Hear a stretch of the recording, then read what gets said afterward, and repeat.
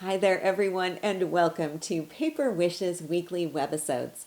I'm Sarah Newman, and I'm really looking forward to showing you this gorgeous set from our friends at 49 and Market called the Everywhere Collection. So this collection has a travel theme, and of course with 49 and Market, you'll have absolutely stunning vintage designs, all perfectly coordinated for easy paper crafting. So to start, we can take a look at our paper pack here. Now you've got 28 sheets of paper with 3 each of 9 double-sided pattern papers, plus a fussy cut element sheet. So let's flip through these and you can take a look. As we love from 49 and Market, you'll have some soft collage backgrounds. You've got loads of beautiful vintage travel imagery, some timetables and tickets and maps. And then you've always got these faux texture, beautiful backgrounds that just coordinate so perfectly. So everything is designed to go together. It really takes all the guesswork out of mixing and matching your designs. I love this sheet. Here's the fussy cut element sheet here. You can see you've got a variety of elements as well as some larger pieces on here too. So that's your background set. Remember, there are 28 sheets in here. Then to go along, we have a set of coordinating rub-ons. I love these. So there are 6 sheets of 6 by 8 pages packed with images. You can see the variety here on the front, but let's just have a flip through. I have to show you this one because I think this is absolutely stunning. Just couldn't wait to get my hands on these. There are border elements, there are postmarks. You can use them individually or you can cut them apart, use them in small groups. You've got maps. There's some fun black and white images that would make beautiful backgrounds. And of course, you've always got some words and sentiments here as well. Now you've also got the rub-on applicator in here, and of course I'll show you how to apply these. Then finally in this collection, you'll see the Everywhere Laser Cuts Element Set. This has 95 laser cut images, which you can see here, but again, let's just flip through these. So all of these elements will just pop right out of the backing. They're quite easy to remove, and then you can add them to your projects with whatever adhesive you like to use or some foam tape too. So here you can see you've got some architectural images, tickets, sentiments, postage, some really nice travel themed elements. And I have to say, I love these map butterflies. I think those are absolutely beautiful. Now, one other thing about the back side of the front cover of this pack, you also have some additional cutout images on here too, which you can put to use. So nothing is wasted. They've really loaded this collection with lots of beautiful coordinating images. And I think the collection overall is ideal for travel and journey themed cards, journals, and other paper crafts. So I have a couple of projects to share with you and some demos too. I can hardly wait to get started, and I'm really glad you're here. Come play with us. Let's start with this colorful card, which features some of our pattern papers, die cuts, and rub-ons. And you can see how they all come together so easily for a really fun design. So to start, I've covered my blank card with this green pattern paper. Then I trimmed down the tickets pattern paper slightly smaller than the card front, and I added a strip of orange X's. Now I've inked around the outside edge of the tickets paper along the long edges of my X's paper and around the outside edge of my card with my Midas gold ink pad. Now this just gives a really nice kind of gentle shading and shadowing effect and creates a little bit of differentiation between all of these different patterns.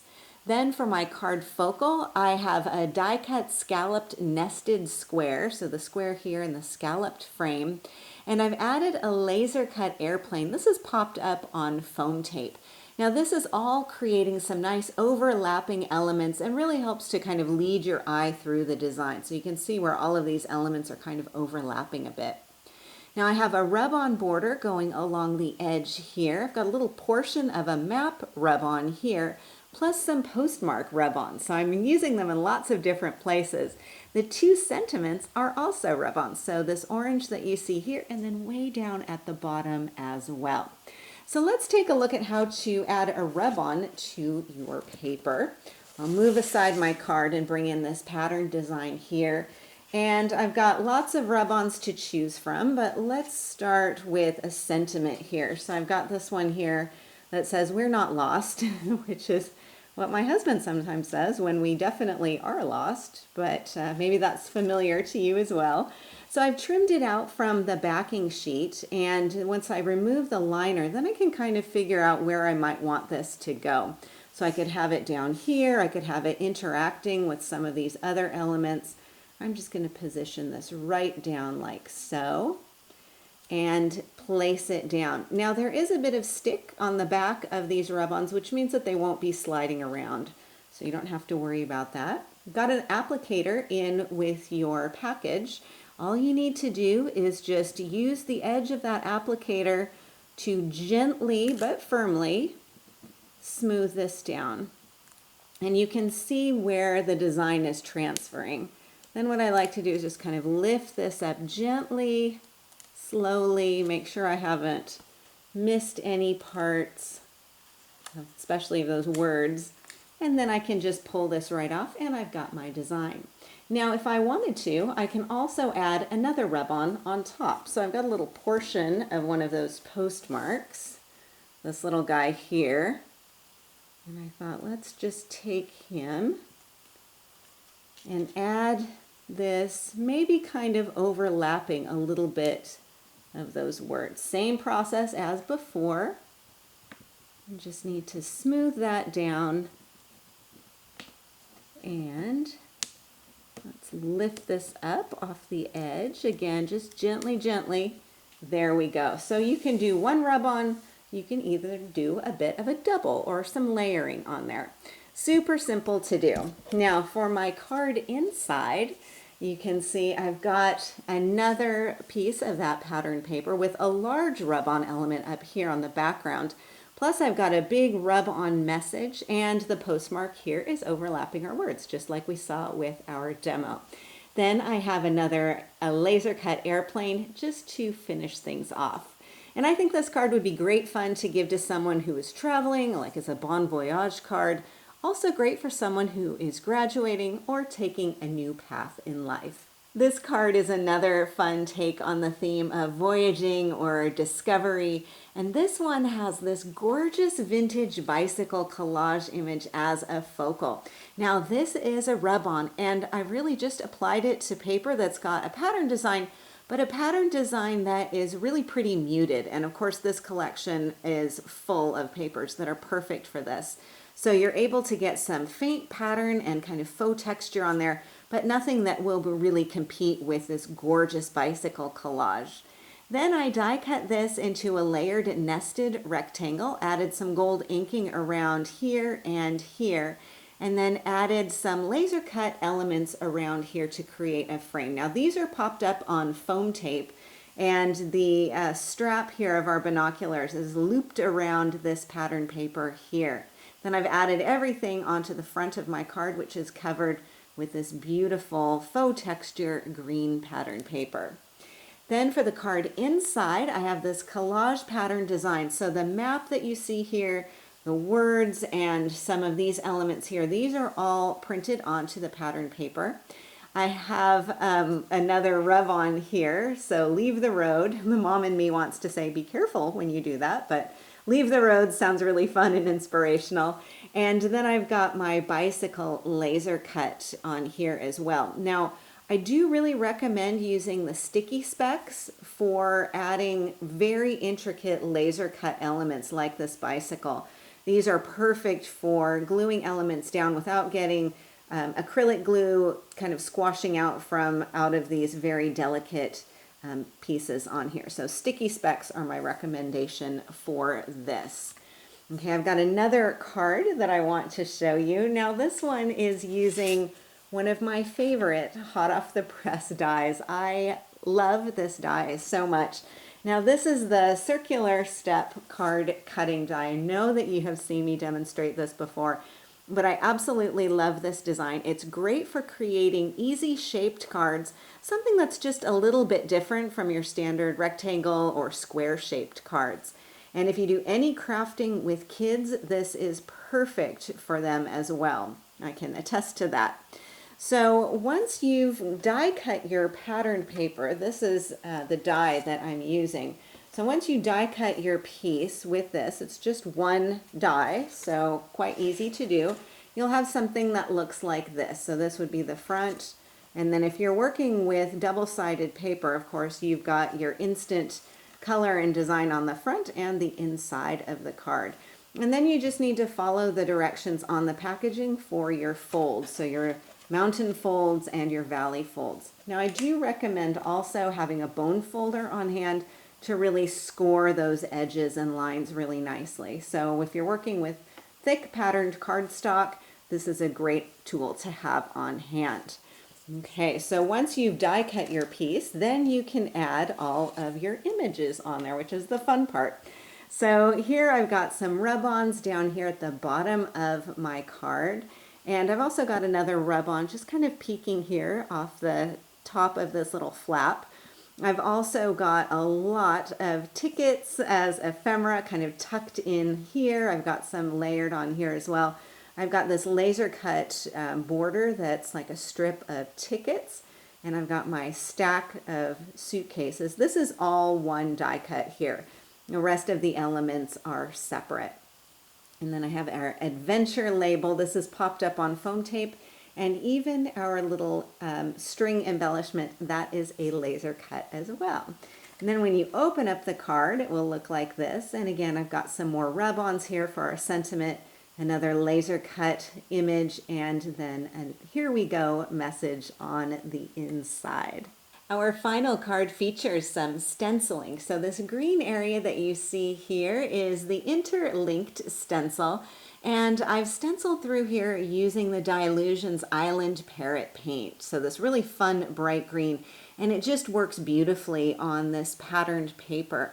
So this is a really fun and easy way to incorporate some texture and design into your pattern papers.